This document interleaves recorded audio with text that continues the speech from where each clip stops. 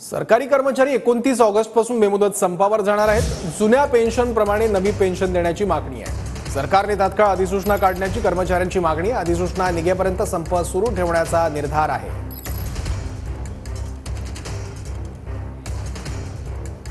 शिक्षकेतर कर्मचारी 29 ऑगस्ट पासून बेमुदत संपावर जातील असा निर्णय आज मुंबई येथे झालेल्या समन्वय समितीच्या विस्तारित सभेत झाला।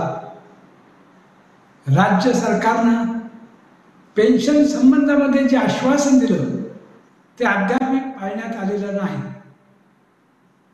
सामाजिक आणि आर्थिक सुरक्षा म्हणून जुन्या पेन्शन प्रमाणे पेन्शन मिळेल असे आश्वस्त करून सुद्धा त्या संदर्भातलं नोटिफिकेशन अद्याप त्या ठिकाणी निघू शकलेलं नाही। त्यामुळे सर्व कर्मचारी आणि शिक्षक हे चिंतित आहेत।